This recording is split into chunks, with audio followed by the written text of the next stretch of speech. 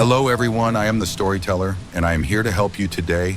I know you use this video to fall asleep, so before that, like the video and subscribe to the channel.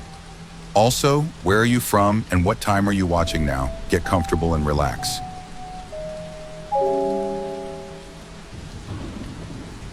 Never again will I go backcountry camping. This is my personal account of an incident that occurred in Alaska back in 2019. I haven't spoken of this incident to anyone but my therapist and my best friend. Despite many sessions and even attempts of exposure therapy, which I will explain later, this event still haunts me. Maybe if I post this here, I can gain some semblance of peace. So, like I said, it was 2019. I was 25 at the time. I had been saving up money to do on some backcountry camping up in Alaska. I live on the East Coast, and while my job was paying all right, I was taking up some under-the-table jobs, house painting, house sitting, pet sitting, and what have you, to help me out financially for the trip. I also had a friend set me up with their uncle, who was a bush pilot, to handle getting me to and from my camping location. This was my first and biggest mistake. Now I had very little experience with camping outside of occasional weekend camping at state parks, and I did some camping excursions, nothing super challenging, when I was in Boy Scouts. But my friend's uncle, Mark, knew some good spots that were remote to an extent, but easy to get to in the event of an emergency, by bush plane standards, that is. So yeah, no trekking to the nearest highway or road unless I wanted to walk for a day or so through rugged terrain. My parents helped me out with getting me some emergency supplies, food, hydration packs, first aid kit, bear spray, etc. Mark loaned me a spare rifle of his in case I would need it. Even though I was a non-resident, I could still carry a firearm under state law. I've hunted before when I was a teen, so I had experience in that regard, plus I didn't have to worry about the hassle of transporting a firearm and dealing with airport regulations. Mark also hooked me up with a satellite phone as well, so my cell phone was going to be nothing more than a camera. I didn't have the money for a good camera for photography or anything, so I had to make do. The plan was to be dropped off at where I was camping, camp out for 5 days, and be picked up on day 6. I didn't want to use up all 2 weeks of my allotted PTO at work, so I kept the trip condensed. Because this was my first time out, Mark helped me pick out a site based on his recommendations. The spot he chose wasn't one he went to often, as he typically flew in hunters and anglers who typically were going to areas with more rugged terrain. It was relatively flat, not a lot of dense forests, maybe some patches here and there further in, and my campsite was going to be set up near a small lake with a good view of some mountains in the distance. Now, I'm sure a lot of people would like to know where I was specifically, but Mark no longer takes people to that location, regardless of their experience or not, and he no longer does fly-ins for anyone who isn't a hunter. It hurt his business a bit because fishing is so popular in Alaska, but he ended up retiring altogether due to COVID the following year. As for why I won't mention the location, as far as I am aware, the location didn't have a name on an official map, and if Mark had ever flown near that area, it was just a tiny blip during a scenic sightseeing trip. The other reason was because of what I experienced on that trip. What I saw, I wish I could get it out of my head, out of my dreams. After Mark dropped me off and helped me unload my gear, I spent most of my first day setting up camp, not far from the lake, a good 85 yards or so, or a little over 77 meters. I found a nice and remarkably dry dead log that had some good-sized branches, so that was my main supply of firewood. A short walk away, there was a small grove of trees inland from the lake that I set up as my food storage location. Mark said bears were not uncommon in this area, though not necessarily the best place to see some, but it was still advised to keep food hanging from a tree, out of reach from any potential bears. The lake had a rather unique shape to it, which made it easy for me to set up a good spot for a cooking area. For those unfamiliar, the campsite, food storage, and kitchen area should form a triangle, which some people refer to as a Bermuda Triangle. Day 2 and 3 were not entirely uneventful for the most part. Day 2, I was eating lunch at my campsite while watching a bull moose dive into the lake to eat the plants at the bottom. Day 3, I did some hiking, found a small hill with only a couple trees on top, and I decided to sit down and observe a herd of elk grazing for a good while. Exploring around the lake, I found a small rusted boat buried under some branches. It was in rough shape, but could still float on the water, so I dragged it back with me to camp and put it near the lakeshore. Figured I could go out on the lake and take some good photos from it. Day 4 is when things started to get weird. It got unnaturally quiet that morning. The birds were not singing, and the only sounds were from the lake and the bugs. Despite making sure I packed mosquito repellent, the bugs were a big nuisance if I was near the lake. I hesitated to travel away from my tent, outside of walking to the lake. I tried not to let the silence bother me, and I occupied my time with reading inside my tent. As the sun dipped down and darkness began to creep in, I was starting to feel uneasy, like a primal kind of fear. I decided I was going to make my campfire a bit bigger than I normally make it, enough that the light shone further away. As I turned in for the night, I made sure my bear spray and the rifle were within reach inside my tent. But I had trouble sleeping. The silence was unnerving. I was fighting myself not to toss and turn, because I was too afraid of the noise attracting something I did not want to encounter alone at night. Just as I was about to close my eyes, I heard a branch snap. That woke me up faster than a bucket of ice water, and I immediately froze. I could heard something coming into my campsite. I reached for the bear spray and held it tightly to my chest. As slowly as humanly possible, I turned over and saw the shadow of an animal on the wall of my tent, illuminated by the glow of the moonlight. The animal was big, about the size of a trophy brown bear, but the silhouette looked off. I just figured it was from some sort of distortion from the angle I was looking at. But the noises it made were not like that of a bear. It made huffing noises like a bear, but the sound wasn't exactly the same. I could tell it was starting to approach my tent, so I had my thumb ready on the safety catch of the spray. Suddenly, the creature tore through the tent like tissue paper and grabbed my sleeping bag in its jaws. The strength of the animal caused me to nearly hit my head off the ground, and for a brief moment, I caught a look at the animal's face. The animal's head looked similar to a bear's, but there was something uncanny about it. Uncanny in a way that I cannot entirely articulate. It wasn't malformed or anything. It just looked off. As the animal dragged me out of the tent, I popped off the safety catch and sprayed it in the face. The animal reeled back, groaning in pain. It was a horrendous noise, not like anything I've ever heard. I heard it run off into the thick brush, and as I went to head for the remains of my tent, I could hear this crashing and cracking noise from the animal. I was too scared that it was going to come back, so I ran for the boat. As I was pushing the boat into the water, I turned back, and from the fading glow of the campfire, I saw the animal begin to charge. I wasted no time in getting the boat into the water, and I began to paddle as quickly as I could. I knew the creature would be faster, but I was praying that I got far enough away from shore, it wouldn't attempt to chase me. The creature didn't stop at the lake shore, and it made its way through the water, at least up to its chest, and stopped. I could faintly see it from the moonlight, and then it ran for my tent. While I couldn't see it all that well, I could tell from the horrendous noise that the animal was thrashing around my camping supplies. I hoped to God that the rifle and satellite phone were intact. I curled up in the boat and tried my best to sleep, but I was drenched up to my waist, and I was shivering like crazy. After a good 15 minutes, the noises from my campsite died down, and everything became still again. I never slept through the night, but occasionally would paddle the boat to make sure it didn't float off towards shore during the night. When morning approached, I was still too afraid to go back to my campsite. I waited until around noon, when my stomach began to protest. I picked up the paddle and slowly and as quietly as possible, paddled back to my campsite.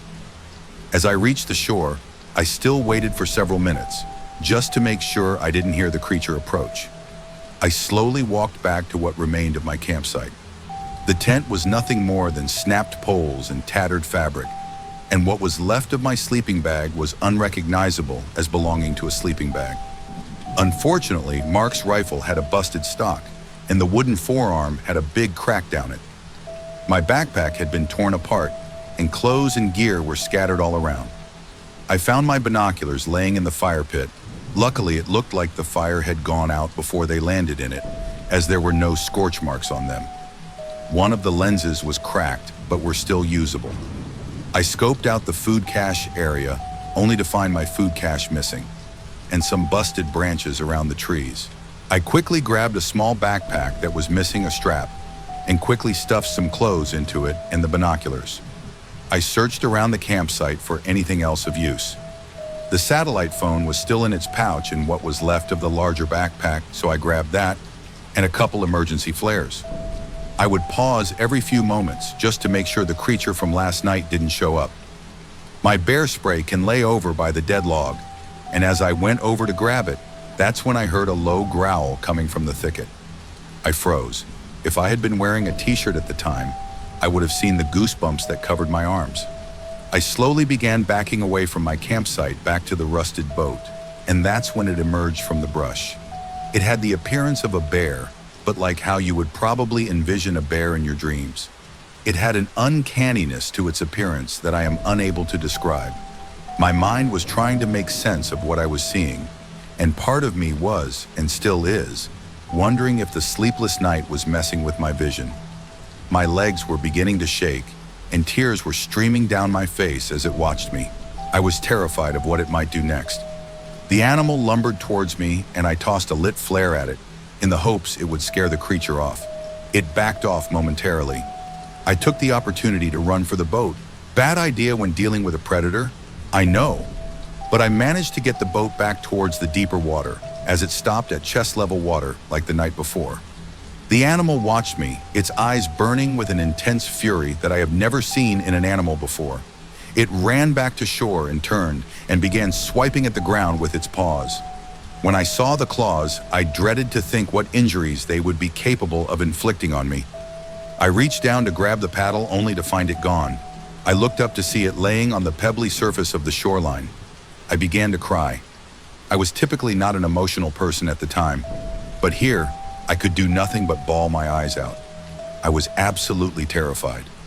I looked around and I saw what appeared to be a branch from a dead tree jutting out of the water not far from shore, but seemingly far enough away the animal wouldn't reach me unless it was very determined. I used my hands to clumsily steer the boat towards it and could see the creature lumbering along the shoreline, following me. I screamed at it to go away, but the animal was unfazed by my shouts and screams. When I reached the branch, I looked up and saw that the animal was gone. I looked around the shoreline. I wasn't terribly far from where my campsite had been, and I didn't see any trace of the creature. I accidentally kicked my foot back and heard a thud. I froze, and again, I heard the crashing and snapping of branches in the thicket. I pushed the boat away from the log and back toward the deeper water. The creature again appeared on the shoreline and let out a horrendous-sounding roar. I never heard an animal sound like that before. It was such an awful roar that I flinched in fear. I bent over and clamped my hands around my ears. I was doing everything to keep the image and sound of that animal out of my head. I was cold, wet, and alone in the Alaskan wilderness, and I was being terrorized by something that was an indescribable approximation of a bear. I heard my foot thud again, and I felt around, at first thinking it was part of the boat. I felt a handle, and out from under my seat was a metal box with a padlock on it that wasn't even locked. I carefully took off the padlock and opened the box, and inside was a vintage camping shovel, looked to be military surplus. It wasn't perfect, but the closest alternative to a paddle. I slowly began heading down the lake towards a river. I looked over my shoulder and the creature was continuing to follow me. I had never seen an animal this intent before. My mind was racing through so many thoughts. Was it an animal? A monster? I reached into my pack and pulled out the satellite phone. Battery still had enough juice, and I immediately called Mark, and despite my sobbing voice and him trying to calm me down, said he'd get out to me as soon as he can, and told me to keep an eye on the creature. Mark believed I was being stalked by a bear. Once again, the sun began to dip down, and I was enveloped in darkness as clouds started to block out the moon. Somehow, I was able to fall asleep. Woke up once in the middle of the night, thinking the animal had gotten to me, but after an excruciatingly long period of silence, waved it off as a fish. When dawn came, I found my boat started to drift toward shore. I looked around, didn't see any sign of the animal. I gathered my remaining belongings and after looking for landmarks that Mark advised me on, trekked to where he was going to meet me at. That was the scariest 3 hours of my life. All I could think of was that animal stalking me. I completely forgot to even be aware of other animals like moose. As I crested a hilltop, I could see Mark's plane in a flat meadow, and I just booked it for the plane as fast as I was able to. Mark rushed over and helped with my belongings, a rifle slung over his shoulder. Once again, I heard the familiar crashing sound of something in the brush near the hill I was on, and Mark readied his rifle as I got into the plane. We both saw the animal rear up on its hind legs and roar at us. Again, the way it was postured was so different from how a bear stands up. Mark quickly hopped in the plane just as the animal charged. However, Mark was able to get his plane airborne long before the animal could reach us, and I only caught one last glimpse of it before it fled back into the brush. I asked Mark what was wrong with that bear, and he just replied, his voice shaking, something I had never seen the 61-year-old man do in the time I knew him. I don't know what that was, but that wasn't a fucking bear. After we reached civilization, Mark swore he would never bring anyone to that area again, and I would be his first and last camper flight. I think we both regret the inexperience. Alaska Fish and Game were notified of the situation, but when they investigated the scene, they found only the remains of the campsite and some of my gear. They did recover some items that were still usable, but unfortunately, due to heavy rainstorms a few days after the incident, they could not find any footprints or even fur of the creature.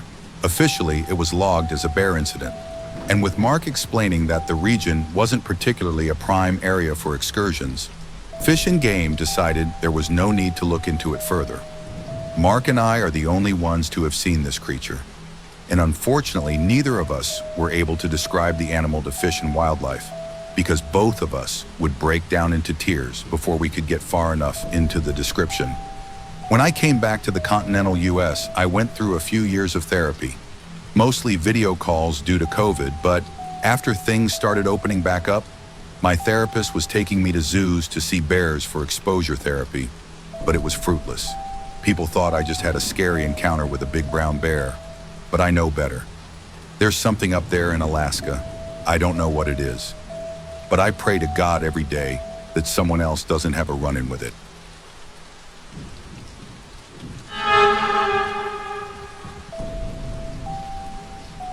My father is a park ranger. He took me with him on the night shift. I should have listened to his rules. This is how the human mind works. When you're walking through a forest, you don't think too much. You just let the silence surround you. Feel the soft breeze in the branches crack under your feet. It's in our nature to yearn for such scenery. No matter how much we thrive in busy, concrete-soaked cities, forests are always welcoming and refreshing to us. The air is clear and crisp, and daylight plays hide and seek through the tall branches. It's inspiring and beautiful. Sometimes, though, as you walk on your path, your mind begins to focus on small things. Noises, gusts of wind, shadows in the trees. Such silence can be both welcoming and unsettling. Depends on how you view it. Forests are double-sided coins. They hide you away from the tiring city landscape, but expose you to another environment. You're not in control anymore because this is not your home. You can lie to yourself and build a house there, but you don't belong in a forest. You're merely a visitor. That's national parks for you, an illusion of being in control.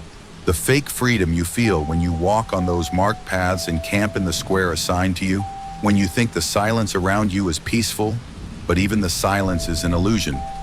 Visit a forest again, even when it's silent. Is it really? It's not. Complete, absolute silence means death. Fear it. My father taught me that. He's a park ranger, and he's been doing this job since forever. I wasn't much of a fan of national parks, especially because most of the time there's no service and the hikes are killing me. I'd rather enjoy nature by swimming in a lake or skiing. Why break your legs to end up to a high point just to see a random valley? Not to mention the animals. They were everywhere, and the insects always got on my nerves.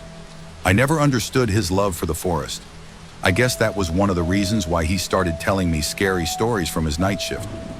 Looking back, they were obviously made up, but to younger me, they seemed believable. I used to think he was so brave for working the night shift. As I got older, I got into horror, and even if I didn't believe in his forest creatures anymore, I still liked the idea of spending the night in a small cabin in the middle of nowhere, just for that dose of adrenaline. When my father said he wanted to take me with him, I accepted immediately. I knew why he offered. See, over the past years, our relationship had taken a big hit. I guess I was growing up and he didn't know how to handle that. He'd become emotionally distant and seemed to repel any of my tries to open up to him. In return, I'd become uninterested and irritable. In the words of my mother, this would have been a fun way to bond, I guess. We arrived at the park around 9 p.m. His shift started at 10 p.m. and ended at 6 a.m. His Jeep pierced through the darkness and ventured into the woods. The headlights flashed the trees, turning them white against the black sky.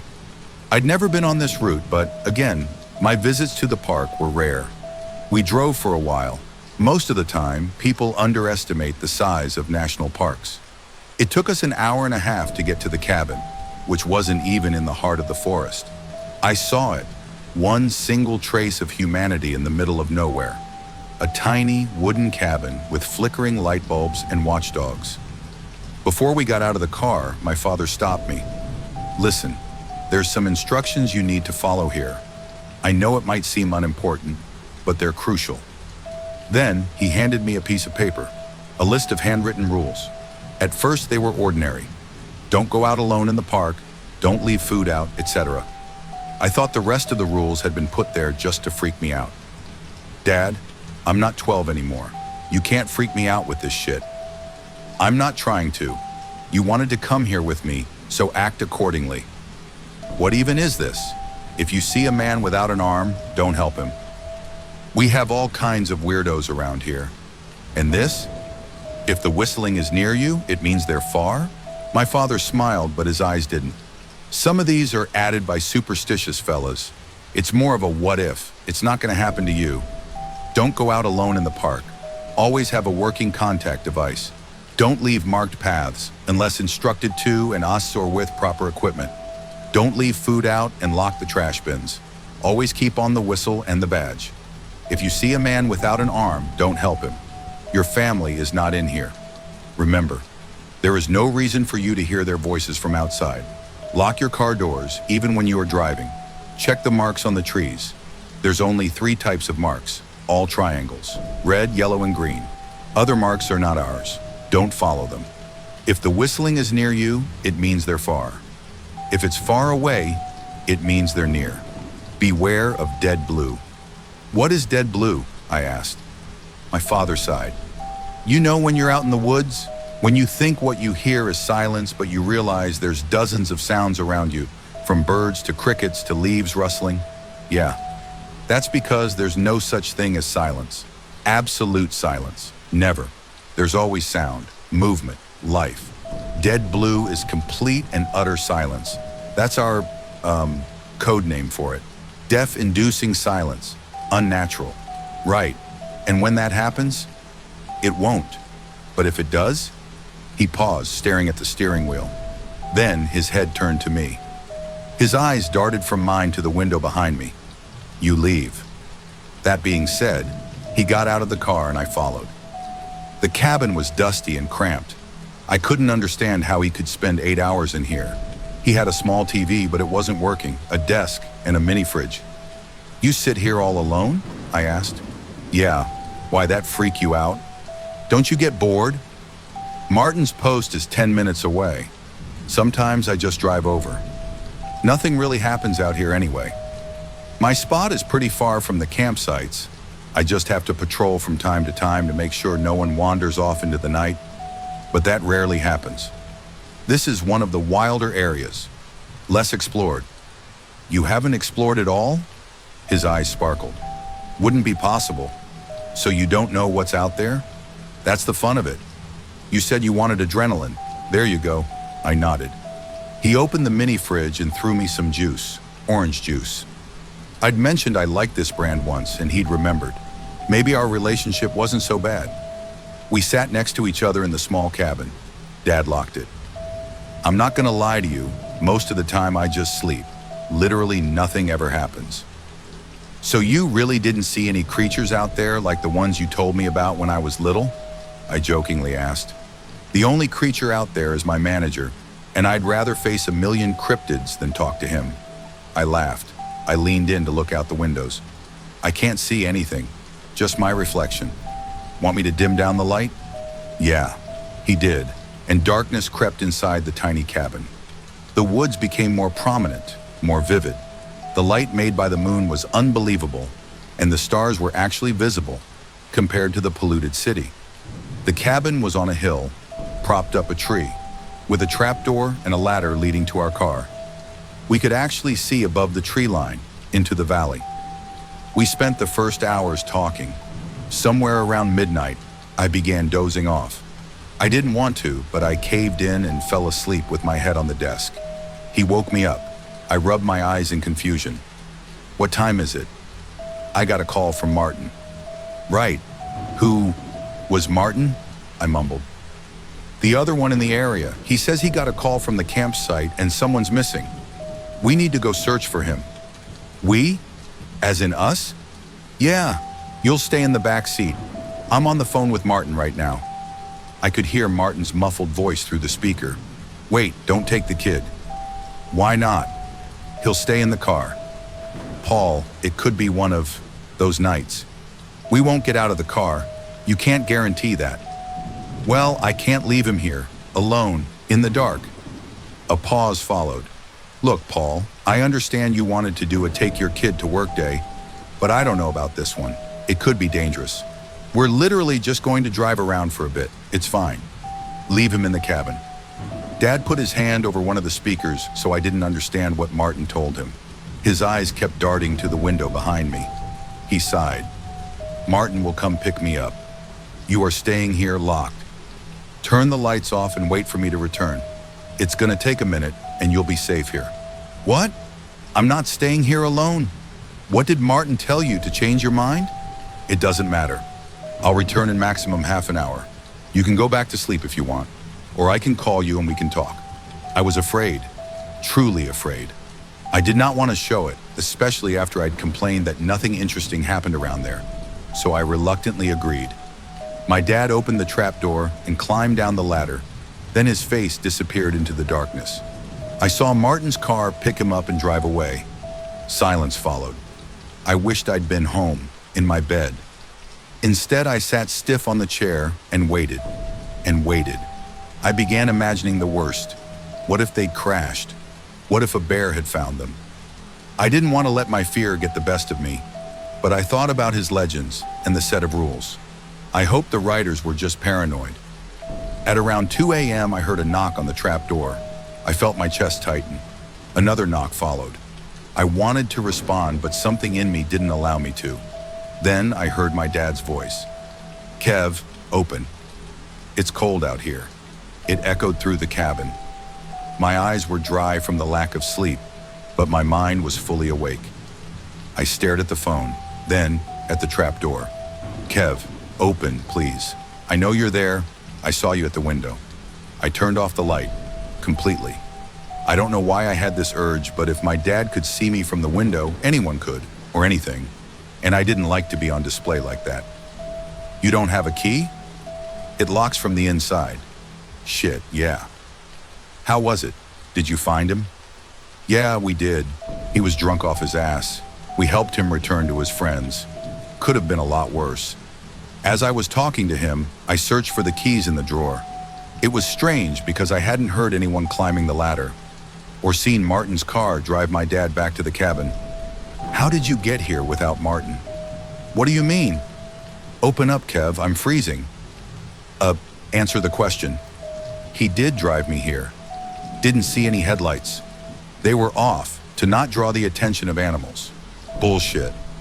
I pulled out the crumpled piece of paper. 6. Your family is not in here. Remember, there is no reason for you to hear their voices from outside. My hand was shaking so bad I could barely grab the phone. I skimmed through my contacts. Cade F. Connor, Dad, I called him. The phone was ringing, yet no sound came from beneath the trap door. My dad picked up. Anything okay? In the blinding darkness of the cabin, surrounded by the howling wind, I toned my voice down to a whisper. Dad, someone out there is pretending to be you. A long pause followed. When he spoke, his voice was trembling. Don't open. Turn off the lights. Did you turn them off when I told you? I turned them off now. No, you should have turned them off when I left. I'm sorry. It's fine. Don't talk to it. Did you talk to it? Guilt crept up my spine. I don't know why, but I lied. I did not. Good. Stay put. I'm coming after you. But what if the thing sees you? You'll have to face it. We have ways to distract them. It's fine. Don't be scared. I lied again. I'm not. Good. I love you. I'm coming. I wasn't scared for me. I was scared for him. The voice from below continued. Kev, please open. Please. It's cold. I didn't answer. Knocks followed. The voice went on. Did you talk to someone on the phone? Kev, I lost my phone in the woods. Whoever is out there and has my phone is not me. It's not me. It's not me. It kept repeating. It's not me. It's not me. I began feeling lightheaded. Fear is one thing, but this was a combination of anxiety, stress, and guilt. I tried to control my breaths, but to no avail. The cabin was spinning around me. It's not me. It's not me. It's not me. It's not me. It's not me. It's not me. Shut up. Shut up. And it did. Silence followed. I pulled out the list again and started reading and rereading the rules, like a lunatic. I kept listening for noises from outside. The wind was still going. Good. No dead blue. Then I heard a loud thud from my wall. Another followed, and another. It sounded like footsteps. They moved to the roof of the cabin. I could hear my heartbeat in my ears. Whatever was out there was now climbing around my cabin. I could hear the scratching outside. I started to cry and covered my mouth with my hand. I just wanted my dad. I wished I could see his face again. The universe somehow, ironically responded, because my dad's face suddenly appeared at one of the windows. He raised his hand and knocked. I stared at him through my eyebrows, my head tilted. Scarcely breathing, I remained still. He kept knocking. That wasn't my dad. The cabin was tied to a tree at around 10 meters from the ground. He could not be at the window. The creature knocked, and for what seemed like an eternity, we just made eye contact. Blood was dripping from one of its nostrils. Another phone call woke me from my trance. Kevin, are you there? Are you in the cabin? Yes, and the thing looks like you. And it's at the window. I'm coming right now. I'll shoot it. Don't worry. I'm just about to turn a corner. Dad, I'm really scared for you. Martin's coming too. It's okay. Truly, in a few minutes, Martin's car pulled up. I cried in relief. The thing turned its head to look, then back to me. It opened its mouth wide and, using its fingers, pulled the corners upwards to form a smile, then jumped into the woods, into the darkness. Gunshots followed. After a few silent minutes, I called my dad. He picked up. Where are you? I asked. I'm coming to get you. I saw him walk towards the cabin, then heard him climb up the stairs. I unlocked the trap door and hugged him tight. What was that? Please, tell me we're going home. We are. I'm so sorry. I should have never put you through this. Come on. As we walked towards our car, my blood ran cold. It was not something I'd seen or heard, but the opposite. See, the wind had stopped. The crickets had stopped. Dead blue. I sprinted to the car, got into the driver's seat, then locked the doors. My dad was standing in front of the car, confused. That's when I got a text and I hit the gas. I ran him over, then turned the car around and sped up into the night. I barely knew how to work it out, since I didn't have my license, but I left as quick as possible. Behind me, a car followed. When I got to the nearest checkpoint, I stopped. The car was Martin's. He got out, alone. Where's my dad? I asked. He took an ATV to get you. Said he'd get there faster. I texted him to turn around and that you were safe. The text he'd sent me. Martin and I split up. He may get there faster than me, and if he does, he'll text me to turn and head to the checkpoint. There is no one with Martin. He's alone. I thought I'd unlocked the trap door to my dad when he'd actually taken an ATV and turned to the checkpoint. The thing I'd ran over wasn't my dad. and I'd known it since I felt that unnerving silence. However, no one at the checkpoint had seen my father. As I'm typing this, I'm afraid for him, but a part of me knows he's alive. Maybe he took another route or got lost. Whatever he did, I'll find him.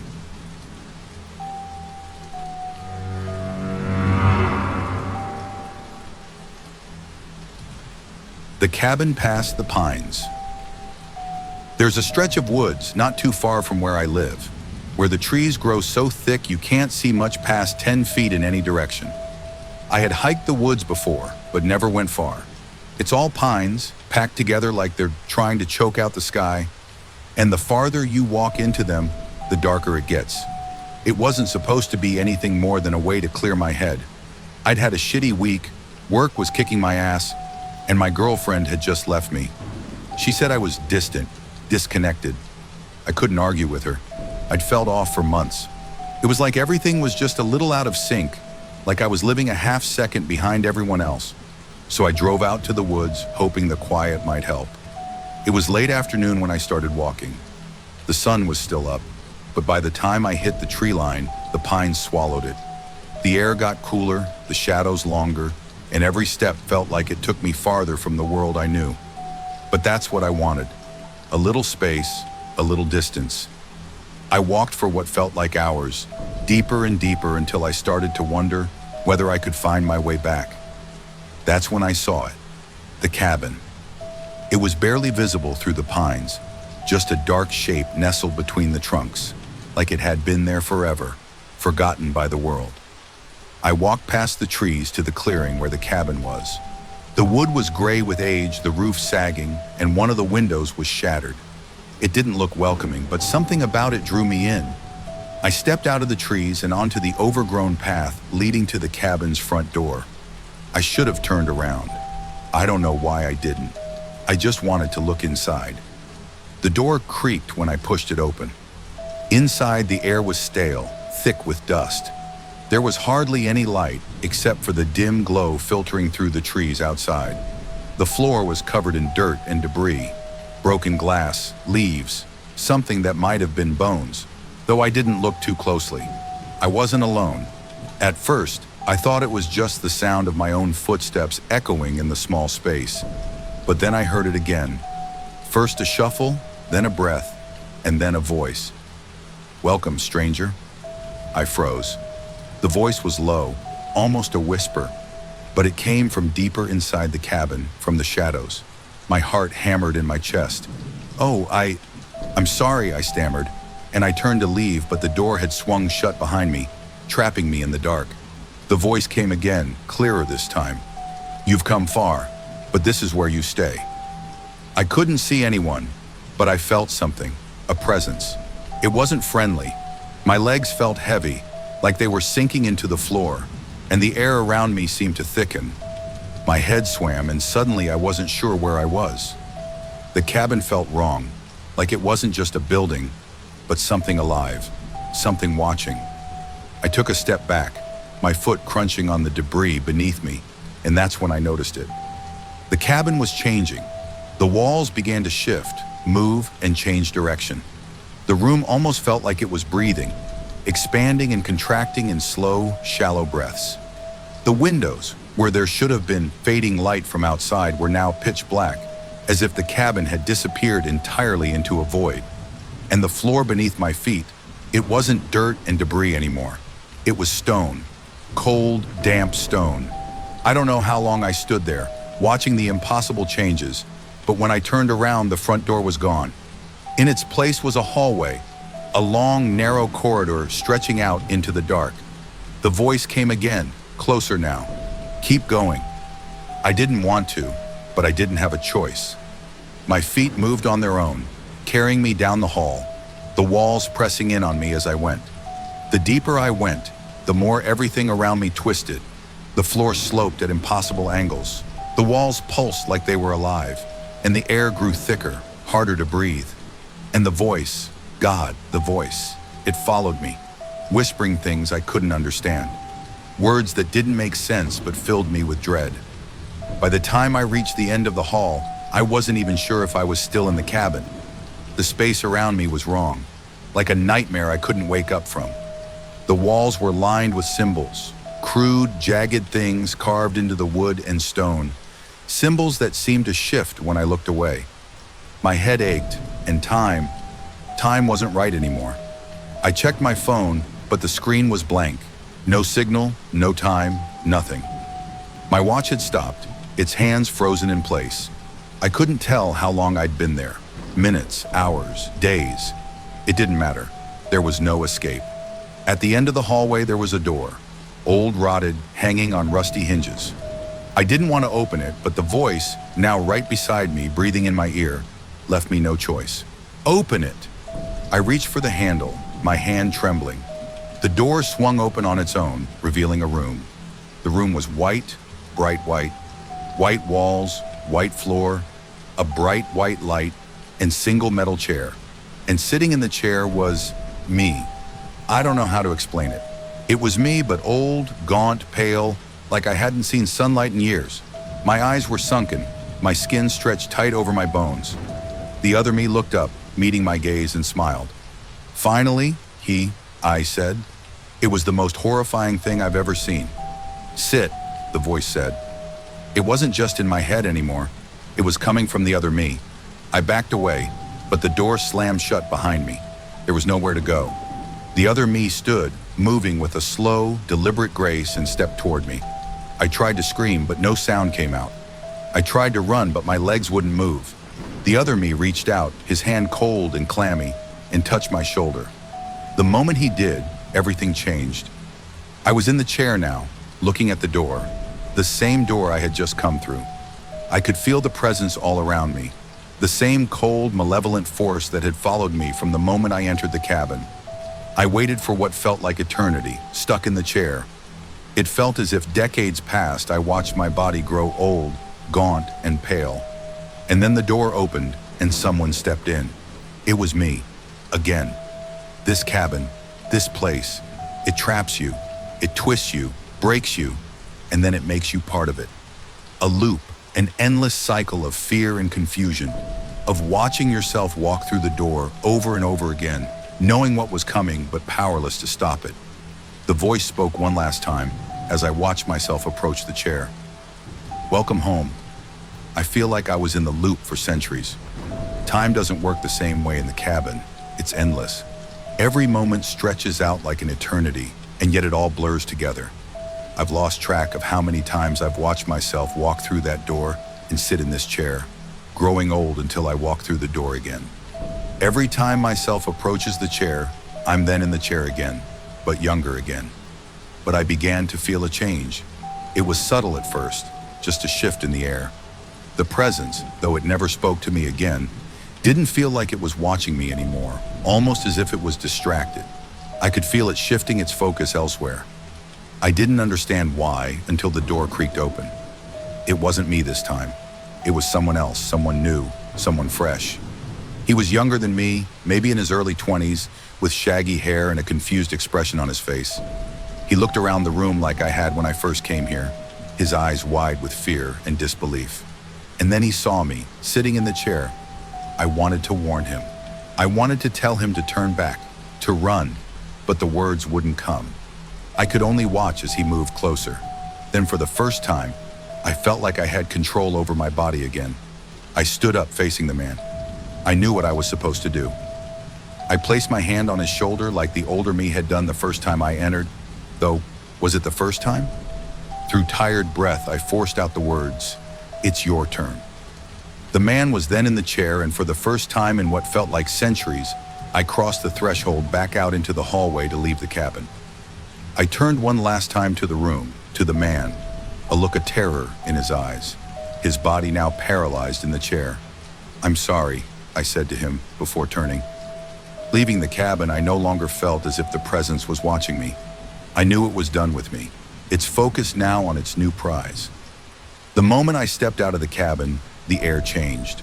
The oppressive weight lifted completely, and the suffocating darkness that had surrounded me for so long was gone. I was back in the woods, standing under a sky that was now a brilliant, blinding blue. I fell to my knees, gasping for air. The pines swayed gently in the breeze, Birds chirped overhead, and the world felt real again. But it should have been different. After everything I'd endured, surely the world outside had changed. Surely centuries had passed. With shaky legs, I made my way out of the pines. My car was still parked at the edge of the woods, right where I'd left it. The trees looked the same, the path untouched. Even the air smelled the same, crisp and cool, like it had that first afternoon when I walked into the forest. I pulled out my phone. The screen flickered to life, displaying the date and time. It had only been a few hours. I looked at myself in the camera, and I looked fine. My breath hitched, and I stumbled back, staring at the device in disbelief. Somehow, despite everything I'd been through, despite the endless time I'd felt trapped in that hellish loop, almost no time had passed at all. The world hadn't changed, but I had. I drove home in a daze, the events of the cabin swirling in my mind. When I pulled into my driveway, everything was the same. The neighbors' cars were parked where they always were. The street was quiet, familiar. But I know what happened. I know that place, whatever it is, exists. And somehow, impossibly, I've been given another chance. But I know one thing, I will never step foot back in those woods. I know if I do, I might not be lucky enough to get out a second time. And if you ever find yourself walking through the pines and you see a cabin, run. Thanks for tuning in to today's horror story. If you have a horror, mystery, or haunting story you'd like to share, send it to us at Urban America Horror. And don't forget to subscribe and turn on notifications so you never miss a new episode when we upload it. We'll always be here waiting for your next horror story.